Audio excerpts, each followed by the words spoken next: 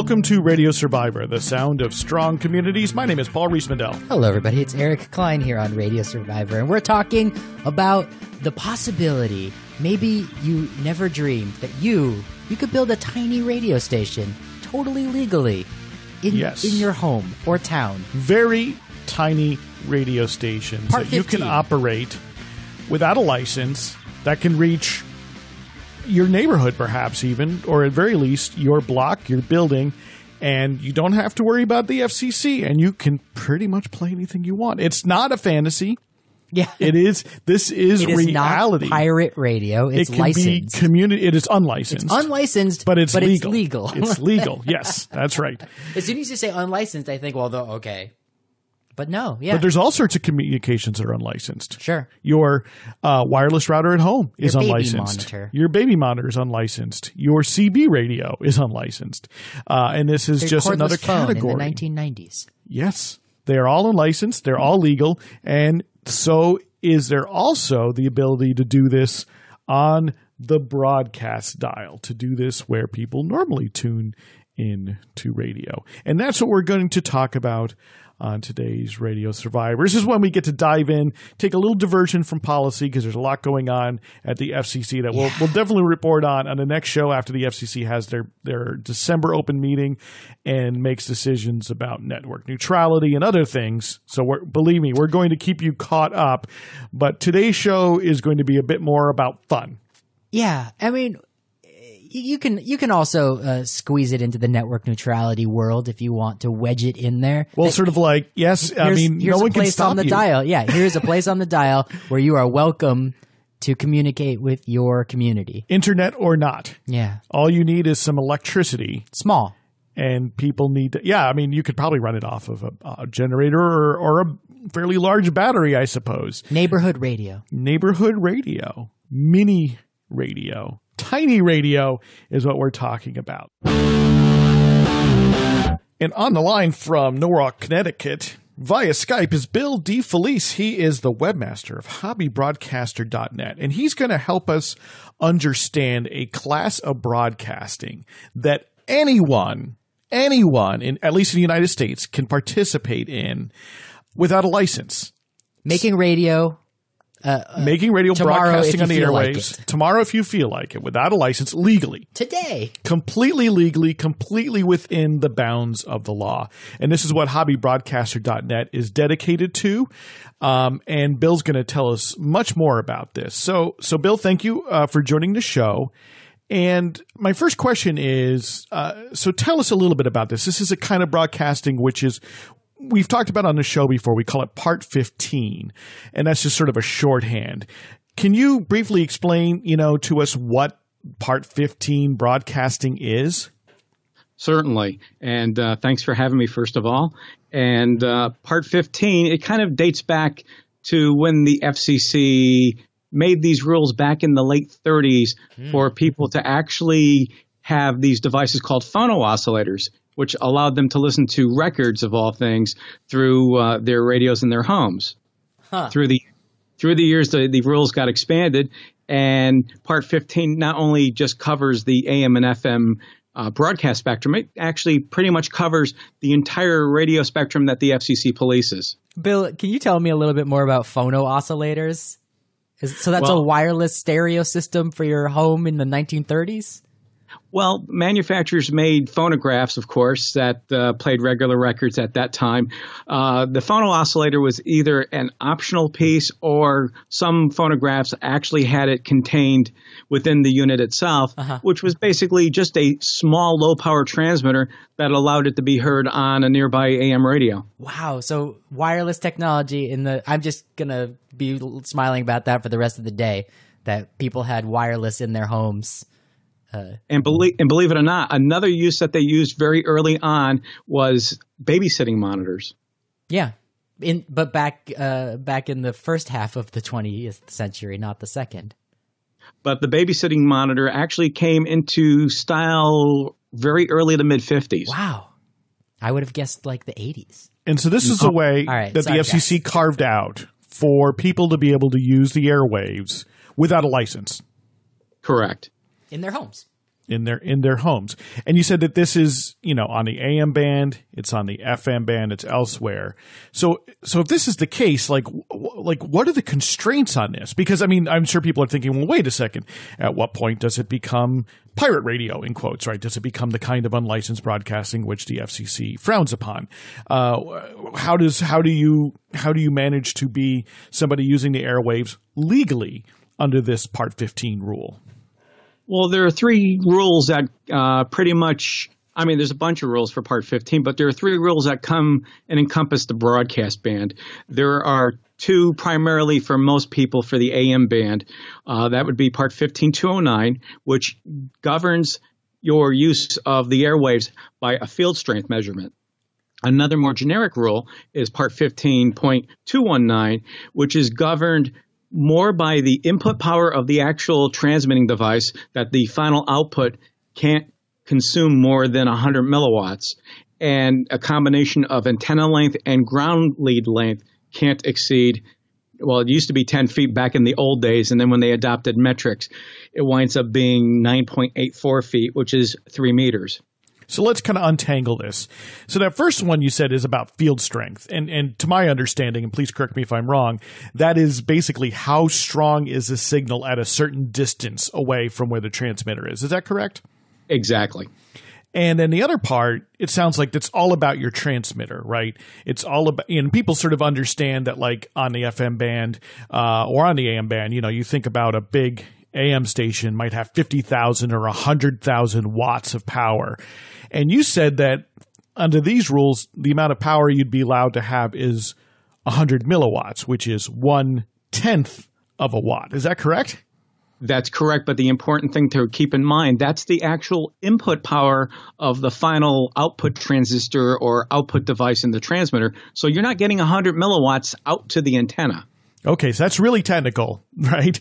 But it means basically small. It means very small, and then you have these other constraints on the antenna. So it seems like the antenna, an AM broadcast antenna, if you go to an AM station, is going to be tens of meters tall, if not more so, right? Because of the long wavelengths of AM radio. And here, if I'm going to start up a Part 15 legal and licensed AM radio station, I'm limited to 3 meters in length for my antenna, right? So a little taller than like your average person, the average adult. Is that correct? Correct. And the reason they do that is because at the limited length of the antenna and ground lead, you have a very inefficient method of transmitting the signal. So that in itself is helping limit the actual field strength that you can achieve under that condition. And the ground lead, that's just another piece of the antenna, right? That basically, connects it to ground, literally, like what the ground or like a grounded outlet or something like that. Is that correct? Correct, because with AM, you need to have a ground wave to be able to emit a signal. So an ungrounded transmitter would be even more inefficient, to the point where you would be lucky to get maybe tens of feet, if not, very small fractions of a foot, compared to an antenna system with a ground and, of course, the radiator. Now, this is all very technical. So let's say I'm somebody who is interested in starting my own little AM radio station. Maybe it's for the reason that they had in the 1930s, that I want to broadcast into my own radios around the house. Or maybe I'm thinking, hey, it would be kind of fun. I could just kind of broadcast to my neighbors. How do I, as sort of maybe somebody who's not a broadcast engineer, how do I ensure that maybe do I build a transmitter? Can I buy a transmitter? What do I do to try and do this?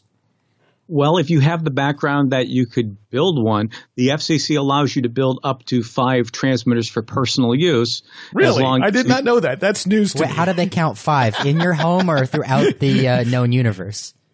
Well, that's a very interesting question. I would consider the fact that it's probably within your own possession. Yeah. And you can't go in and sell them. Got it. Okay. So you could build one if you have that. But let's say I'm not someone who's going to design and build his own transmitter, or even put one together from a schematic I find online or something. How else? I mean, can I buy a transmitter that's ready to go that will keep me legal? Most certainly. There were a couple of there are several manufacturers that would give you the ability to just buy the transmitter and actually, for lack of a better term, you'd become an appliance operator. Everything from a small talking house transmitter, which used to be very popular with real estate agents for selling homes, all the way up to very high-end AM transmitters, which could crest up to $1,000.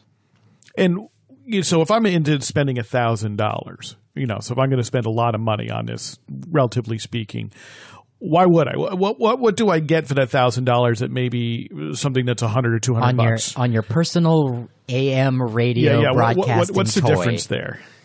Well, I don't know if you've read on my website. I actually did a comparison several years ago called the AM Transmitter Challenge on hobbybroadcaster.net. Correct. The top transmitter was one made by Hamilton called the Rangemaster. That's a very high-end transmitter. In fact, it's probably the most expensive transmitter, but it's a very efficient transmitter for the type of constraints you're dealing with the limited antenna and ground lead. So you actually get a better field strength output with that because of the engineering involved. And does that mean essentially you can broadcast further than you might with the less expensive one? Correct. And I'm sure, so we start talking about you can broadcast further. I'm sure there will be some people who are like, well, I don't want to get that knock at my door. I don't want all of a sudden to have somebody from the FCC knocking at my door because someone complained about my AM station. Is that like a risk with one of these? Well, the only time you'll probably get an issue will be with, there's several different issues. If you could get a ham radio operator who might feel that they're somehow the radio police and they take a dislike to your signal for whatever reason, be it programming or whatever. The other probable complaint that might get you with an FCC agent would be an actual broadcast operation, a licensed station who feels that what you're doing with your Part 15 station is a threat. Unfortunately, the thing that they don't realize is people put up these Part 15 stations because they're tired of the same homogenous stuff that goes on with commercial radio. And so what you're saying then is that even though, say, an amateur radio operator or a local commercial operator might object, they don't have standing, meaning what you're doing if you're using one of these specifically designed transmitters is utterly legal. That you should rest easy from that standpoint if you decide to get one and operate one.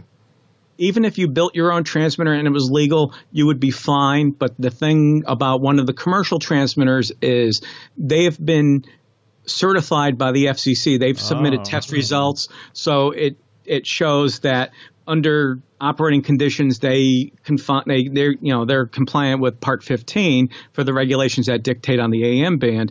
And if you did wind up having a field inspector show up, as long as your installation is legal, all you'd have to do is just show them the paperwork for the transmitters with the certification number. And like I said, as long as the installation is legal, you should be good to go. So it's like follow the instructions that come with your transmitter. Is that effectively it?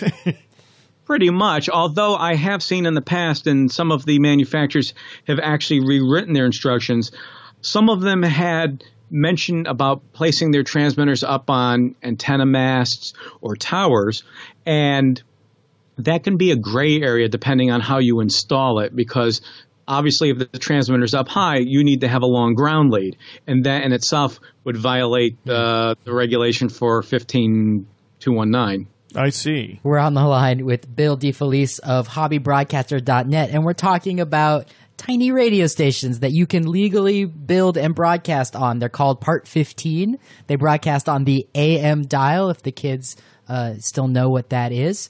And it's Bill, you mentioned that from what I know about the FCC, at least in the recent past, there aren't that many field agents in the field. Yeah, they're not out. They're not out patrolling the streets looking for your Part 15 AM. Yeah, you're much station. more likely to get a speeding ticket. But that's neither here nor there. Why? I love this. So you talked about how in the 1930s, Bill, people would use these to broadcast their records straight into their radios or possibly as baby monitors. Why do people build these tiny radio stations these days? A lot of people are, like I had mentioned before, they're just disillusioned with what commercial radio is bringing them. Yeah.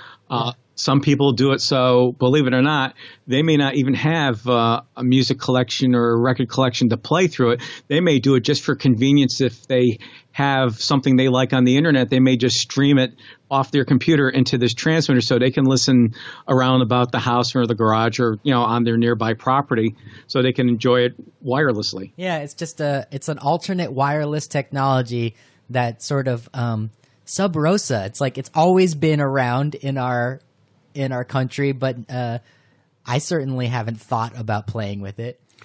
And here's my question, though. You say, a lot of the applications you're sort of talking about here are people playing it through their radios in their own house. Is it really a broadcast technology from the sense of like that you could expect to have an audience? How far could you maybe expect a truly legal, fully within FCC spec Part 15 AM signal to go? Well, there are some variables to go along with that. And of course, one of the biggest variables is the ground, as far as ground conductivity and the grounding system that you use for the actual transmitter. I'm here in the Northeast, and if you were to look, the FCC actually has a map of what predicted ground conductivity is.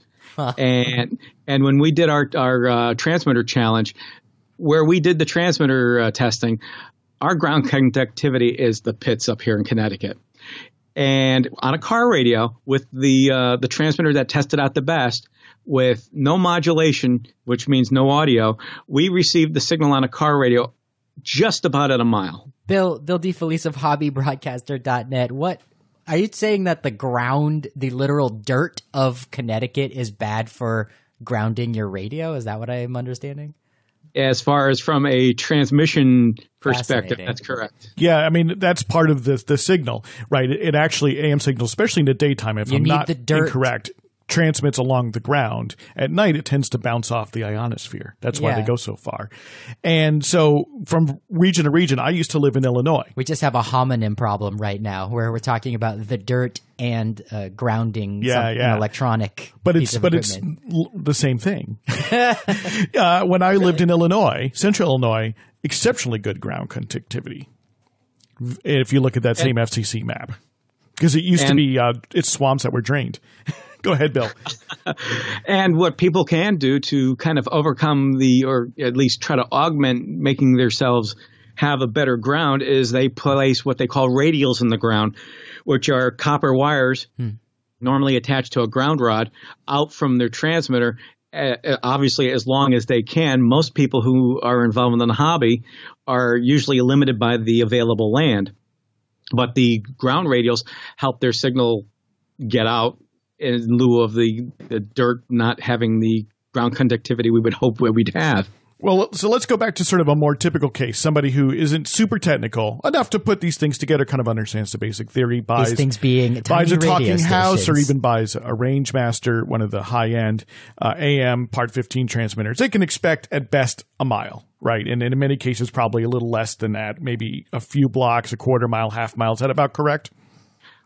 Pretty much so, although I've heard cases of a compliant Part 15 installation getting out upwards of 2 miles or more. But of course, there's the things between the soil conductivity and how much did they put into their ground system. Did they have a boatload of radials? Do they have more than one ground rod? Do they have ground rods that are connected together and driven further into the earth? Wow. Right. Are they geeking out? Are they sort of like hackers, right? Or you know what I mean?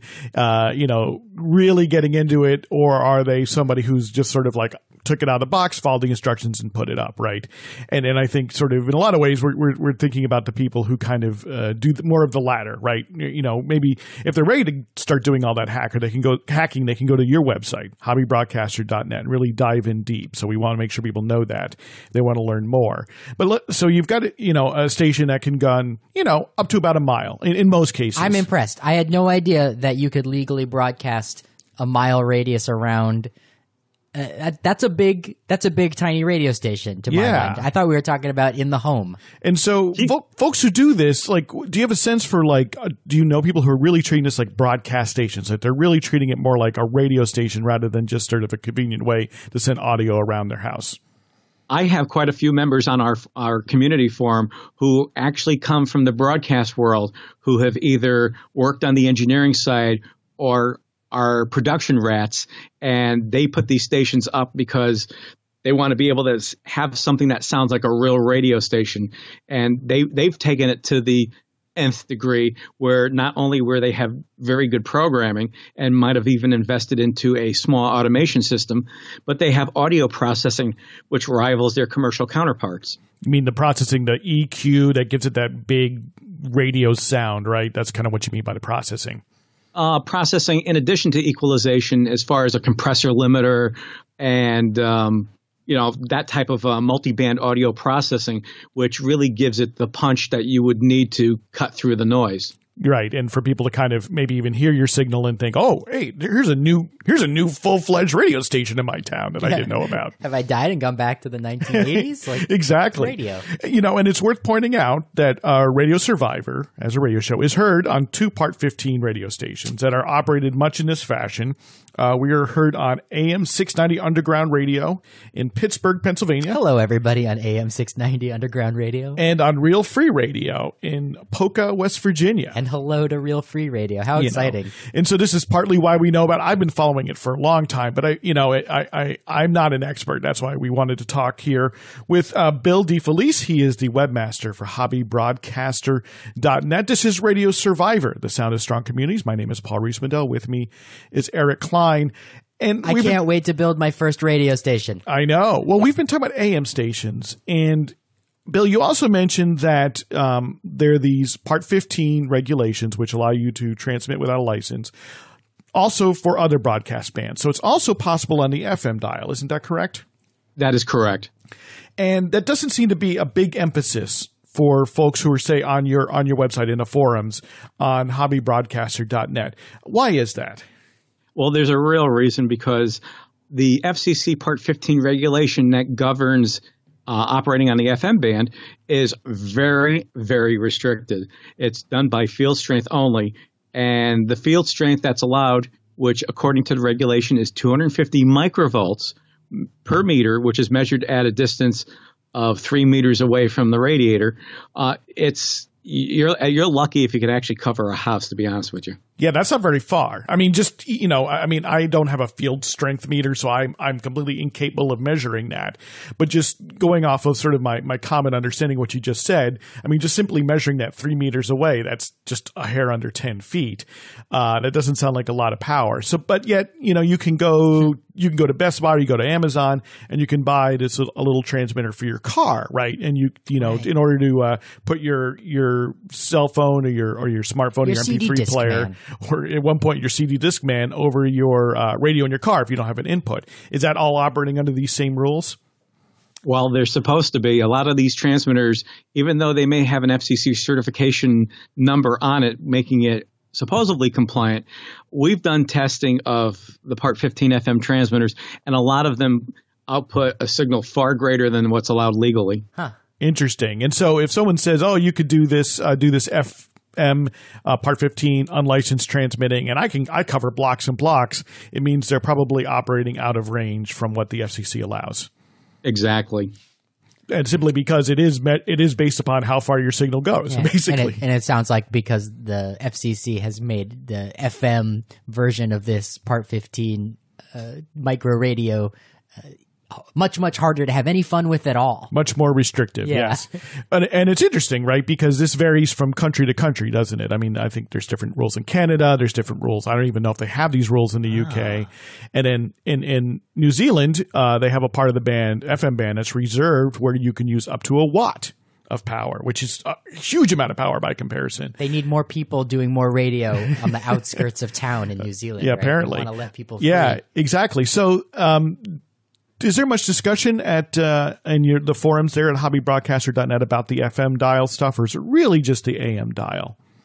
It's mostly the AM primarily, but there is some talk with the FM.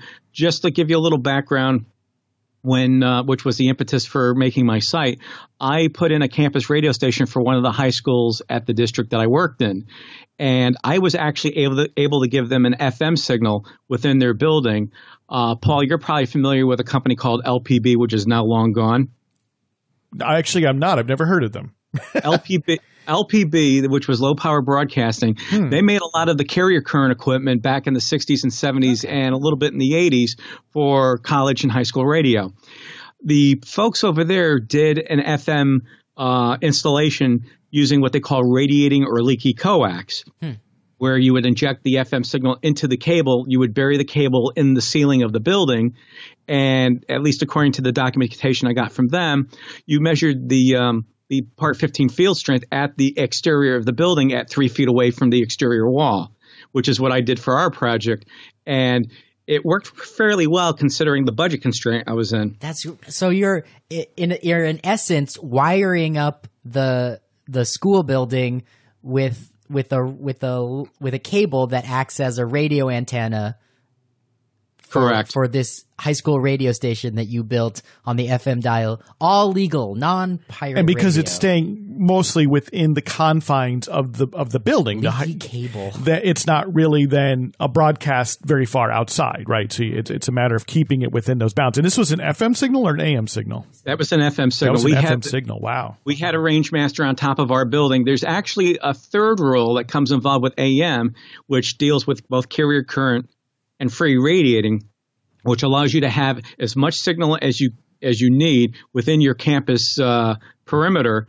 But when you get out to the edge of your perimeter, your signal strength has to be equivalent to what is dictated under 15209. So let's talk a little bit about that, actually.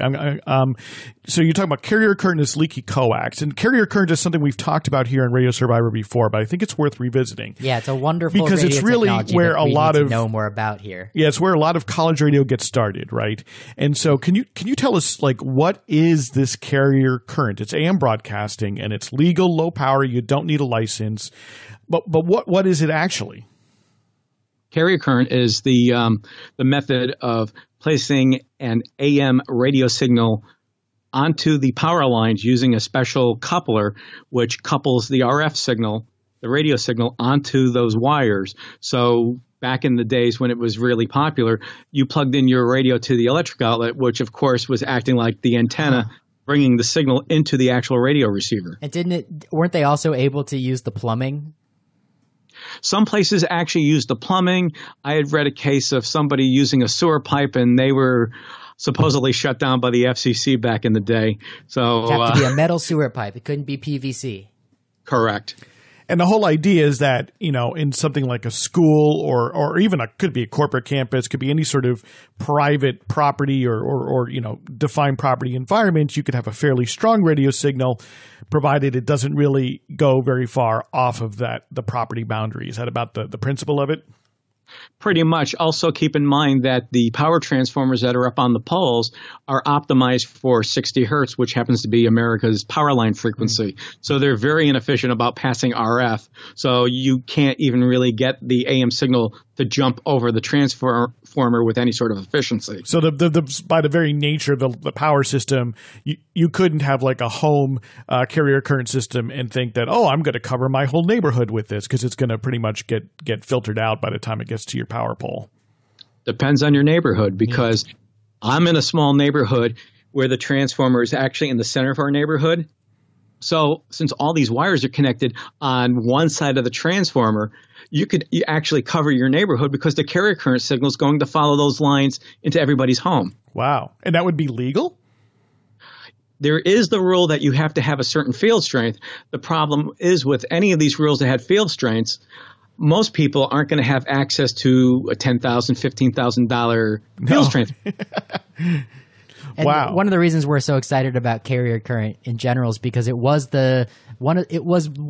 as I understand it, correct me if I'm wrong, but it's one of the dominant technologies that allowed college radio stations to build themselves. This is what people used to make college radio in the 20th century.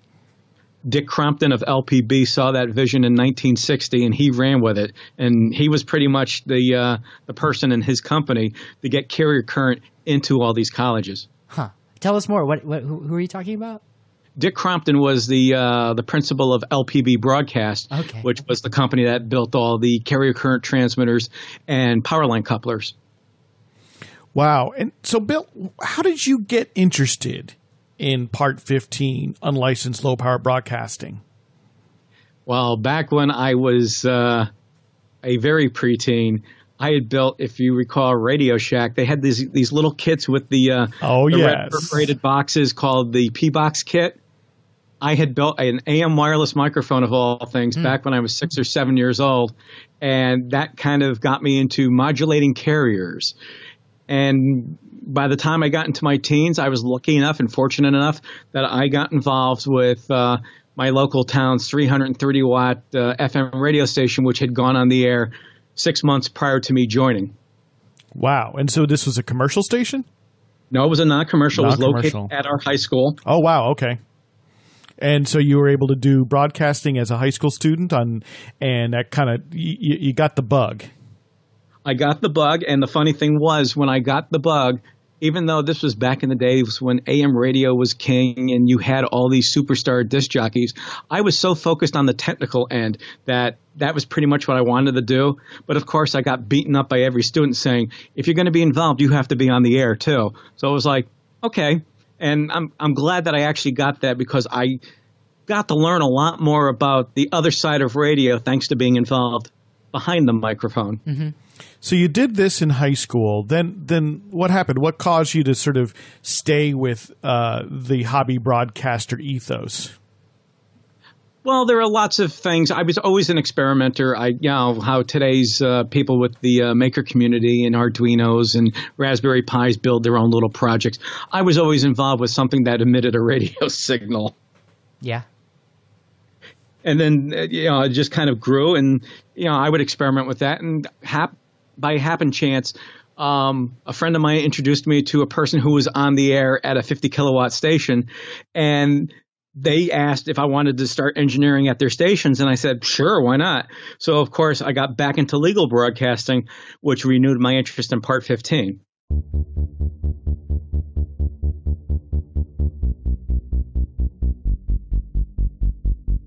This is Radio Survivor, the sound of strong communities.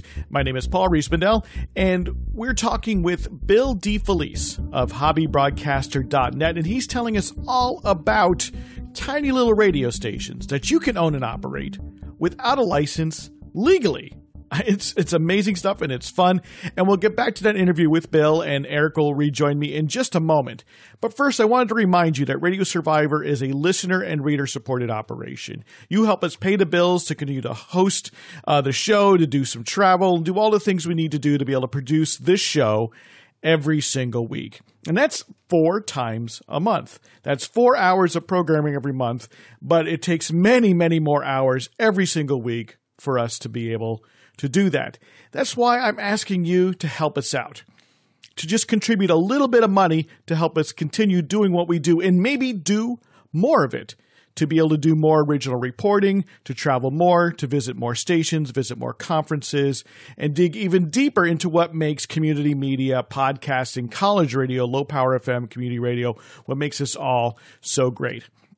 So please consider donating just $1 a month to our Patreon campaign. It's a campaign where you pledge to give us a certain amount every month. And what that does is, of course, it helps to sustain and fund what we do, but it also lets us plan a little bit, because we know this money is coming in every month. We can make choices and make plans for the next year, for 2018, to do even more. And when you're giving $1 a month, I mean, that's just 25 cents a podcast.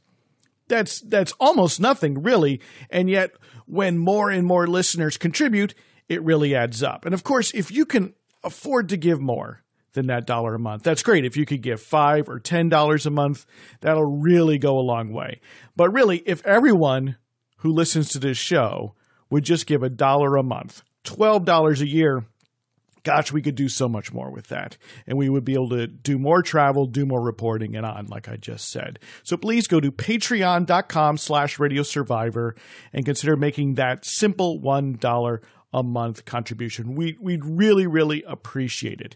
And we understand not everybody has the ability to support the show financially. There's ways you can help us out too. If you're listening to it as a podcast and you haven't yet subscribed in your favorite app, do that because it means you're going to get it every single week. We don't want you to miss the show. If you're using an application like Apple Podcasts, leave a review, click some stars. That helps other people find the show. Or maybe tell a friend, someone you think might enjoy what we do here at Radio Survivor. Also, the show's now available to non-commercial radio stations anywhere, and it's free for them. So if you have a local community radio station, college station, maybe a low power FM station, or there's an internet station even that you love that you think would be a great fit for Radio Survivor, let them know. They can carry the show and help to educate their listeners about the kind of radio that they do, because we think that that's in everyone's benefit, especially for community and college and low power FM radio stations, because it kind of helps to educate listeners who don't always know what is this station they're listening to and why is it special? Well, that's kind of what we try to explain and we try to educate people about, especially in moments like now when we have an FCC that wants to tear down what's left of media ownership regulation, that wants to tear down network neutrality and an open internet. We're trying to spread the word and help people be educated, understand, and also equip them with tools for action. And as well as covering fun things like tiny little radio stations, Part 15 radio stations. So tell a radio station about us. They can find out more information on how they can get the show and sign up as an affiliate at radiosurvivor.com/radio. And of course, if you can contribute that $1 a month to our Patreon campaign, we'd really appreciate it. Go to patreon.com/radio. And now let's learn more about tiny little radio stations.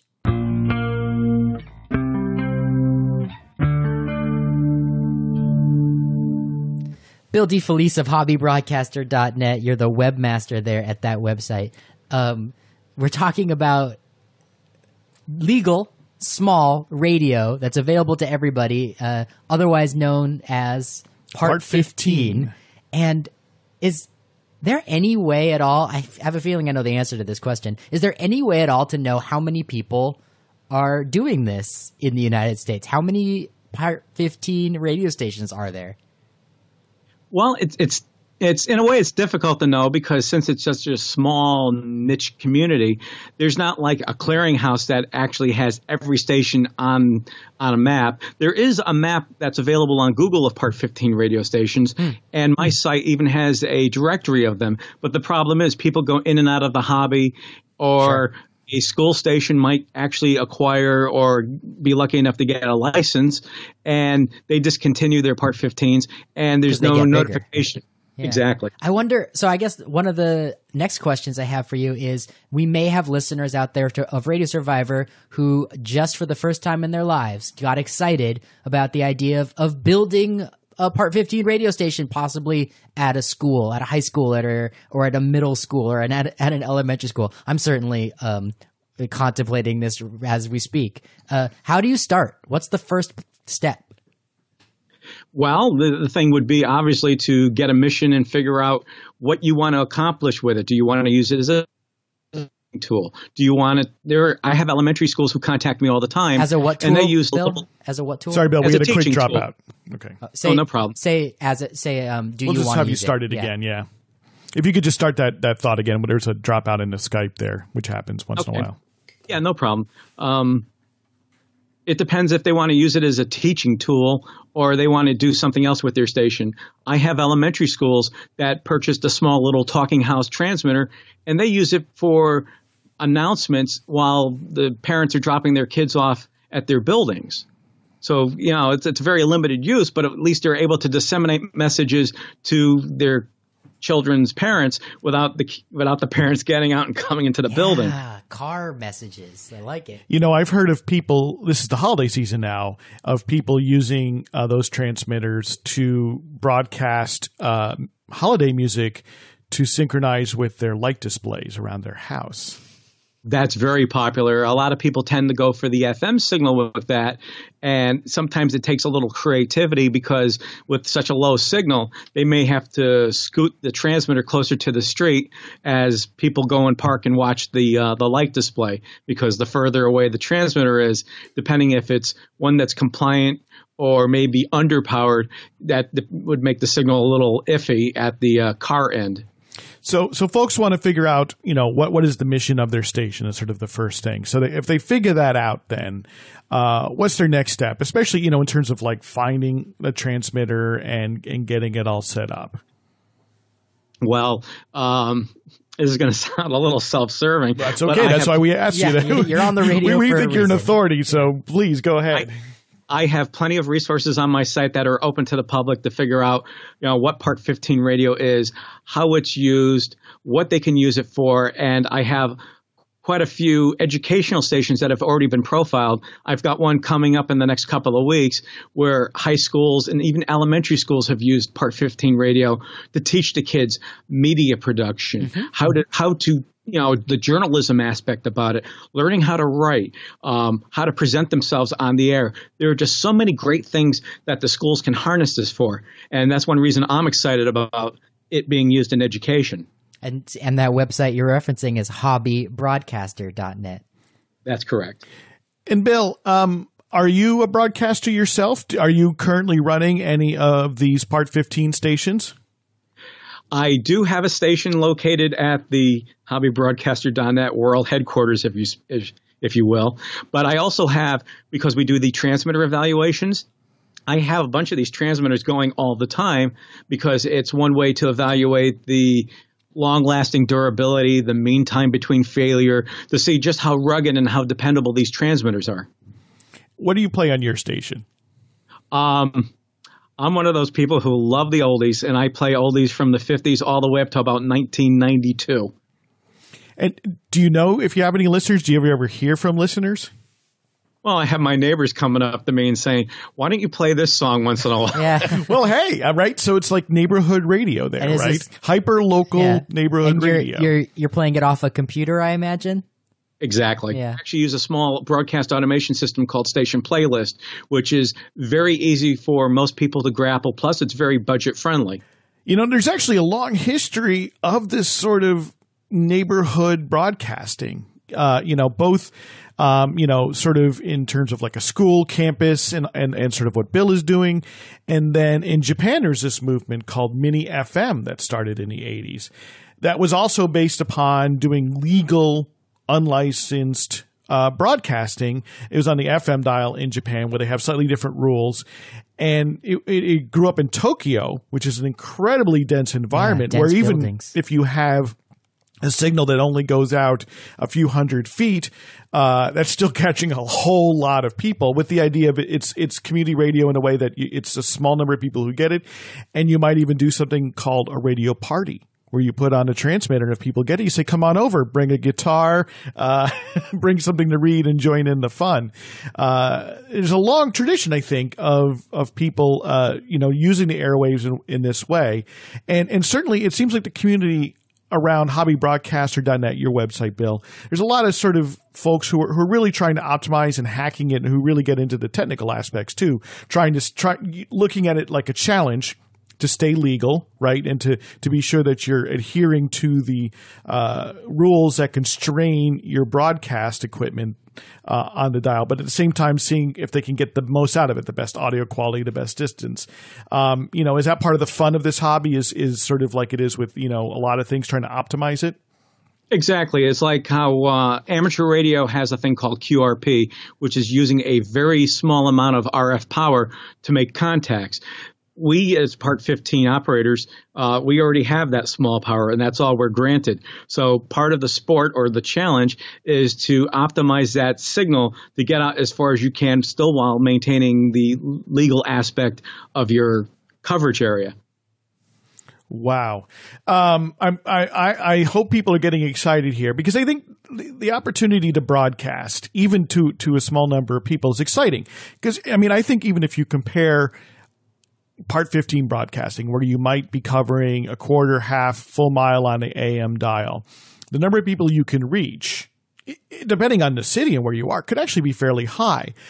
And you compare that to something like internet broadcasting, or you compare that even to podcasting, where your sort of audience is infinite in principle. It's potentially everybody, but in practice, it's essentially nobody. Yeah, because it's hard to let people know about your signal. And I know that, in many licensed stations, college stations, community stations that have an internet broadcast, many of them, their average number of people listening online can be under 100, even for really well-known stations, because of the very fact that there's just so many stations out there. Yeah. And it seems to me, Bill, that in some places, especially in an urban area, you might have 100 listeners to your Part 15 station. It's hard to take that census. You'll never be in the Nielsen ratings. But is that plausible? Do you think that there are folks out there who have that many listeners? I don't know about 100, but it's certainly possible, because if you're in a high density population, maybe an apartment building or something, it's certainly possible you're going to get a lot more people listening, or at least have the chance of having a lot more people listening than you would out in a rural area where the houses are, who knows, maybe eighth of a mile apart from each other. Right, yeah. Right. So just kind of to wrap up here, Bill DeFelice, webmaster of hobbybroadcaster.net. If somebody's got their interest piqued right now and they're sort of like, oh, wow, maybe there's these things I could do. What would be your encouragement? How would you sort of tell somebody who's sort of starting to get a little excited about the idea, sort of both settle their fears that maybe that they're going to have the FCC at their door, but also, comparing it to this idea of like, well, I mean, how many people can I reach? What would you say to encourage someone to kind of learn more and maybe take the leap into this sort of hobby broadcasting? I would invite them to come over to my website, because there are plenty of resources there that spell things out in a very simple and friendly manner. And then, of course, you can look at the stations that are already out there by looking at the station profiles, which profile everybody from a lone individual who wants a station for a hobby all the way up to schools or even businesses that have actually taken the Part 15 and used it for serving a small segment of a population. So there's no restrictions then, sort of on the content, in the same way that there might be a restriction on a low power FM or a non-commercial station. A business or any number of clubs or groups or organizations could run one of these stations too. Exactly. I actually had a forum member who runs an RV park, and they actually have a station right on their RV campgrounds that people can listen to as well. Lots and lots of ideas. Yeah, it's so wonderful to think about. I mean, in this day of Facebook Live or YouTube, everyone has the access to these audiences, and yet here's a way to sort of do an end run around the internet giants who may or may not seem as friendly as they once did in years to come to free speech and to the ideas of accessing your audience. Like, we never really know what the future holds with a giant web company when it comes to allowing you an access to the audience that you might have built on their platform. And to take it all the way back to this 20th century technology, this exciting radio, which started it all in the first place, the first wireless technology. I really like the idea of it being kept relevant in the internet age. So thank you so much for coming on Radio Survivor, Bill DeFelice. Thank you. I appreciate you folks having me today.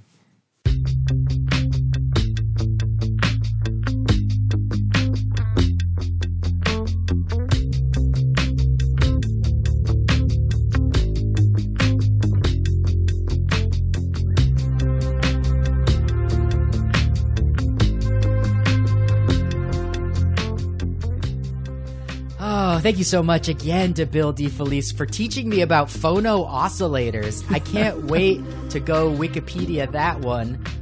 What an amazing fact that people had their record players broadcasting to their AM radios in their homes in the 1930s in the United States. Yeah, and that would have been because, frankly, amplifiers and speakers were expensive. Yeah. And, that was about the time in which phonographs were shifting over from being purely acoustic, with the big horns. Oh, yeah. RCA record dog listening. Where with all the audio was just created by that vibrating needle into the big horn. There was no electricity involved into being electrically run. But yes, a speaker and an amplifier was expensive, and so why not use the one that's already built into your radio? I couldn't stop talking about how cool I thought the Chromecast was. And now my Chromecast is nothing compared to the phono oscillator that Grandma might have had. And Not even I have a similar great-grandma. history to Bill with this. So when I was a kid, I had these Radio Shack electronics kits. Yeah, do we have to tell people that Radio Shack used to be a place where you could buy radio kits and not cheap toys and phones? Yeah. Or not a blank space in your local mall? I'll find they're I'll gone. find a reference to it. But You it used to is- build radios. Yeah, you bought this kit, at least in my time. So this would have been in the late 70s, early 80s. There would be this kit with lots of electronic components already on it with springs. And then you took little wires to connect the different components to each other in the way that you might solder them together on an actual PCB board. But instead you were sort of doing that. And almost every single one of them had a radio and or AM transmitter built These were into it. Part 15 kits that you could buy. Yeah, and well, it was you could make all sorts of things. But Right. one of the things you could make, and it was absolutely part 15. And I remember in particular, the instructions told you there was a little antenna, please, right? And it said your wire can't be longer than 3 meters. That's fun. So well, they wanted you to stay legal as even as like a 10-year-old. after talking to Bill DeFelice from hobbybroadcaster.net about all of these, about tiny radio stations on the AM or even on the FM dial, I'm just so excited about the possibilities, about what kind of tiny radio station I would want to build in my copious free time with all of my vast amounts of friends and community members. And so I'm really curious about if anyone out there in Radioland got excited about ideas. Yeah, we'd love about to hear from you. What Have you done stations this? you Do might you make. Do you want to do this? What are your ideas? Drop us a line.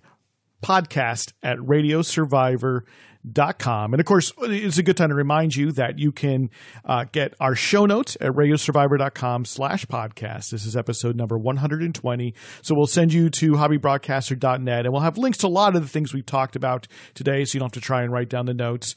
Radiosurvivor.com/podcast is where you go. And of course, we have articles. We've talked about Part 15 stations. There was a station called Kachung Radio, which still exists in Yeah, Los Angeles. wonderful example. Which is an internet station, and they run a little Part 15 AM station I think it's in Japantown, I thought it was Koreatown. maybe Koreatown, in Los Angeles. So we'll have links to that so you can go back and dive deep and learn more. It's a wonderful thing to learn about. And what's wonderful, of course, is that it's so easy to do, frankly. Yeah, it's such a wonderful low bar for starting a community station. We often here on Radio Survivor talk about slightly heavier lifts with community radio stations, even with starting web radio with a community with more than 12 people.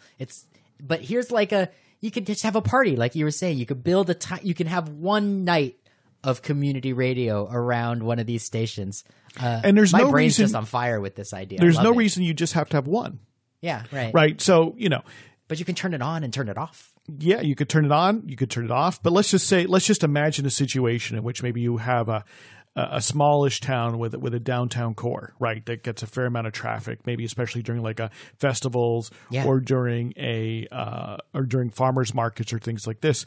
You could actually put several transmitters all with the same program around so that you could cover more territory. You might have to put them on slightly different frequencies because they might interfere with each other in between. Yeah. But the idea is that you could sort of say, hey, tune in, and it could be on 1590, 1600, 1610, 1620 AM, and people might be able to listen to the same signal whether on the north, south end, east, or west end, right? There's no reason you have to have just one. You could create a network of these little transmitters. And I think one thing we didn't quite say in the interview, but that you should do before putting your station on the air is to listen on frequencies and to make sure that the frequency you're going to use isn't used by somebody else.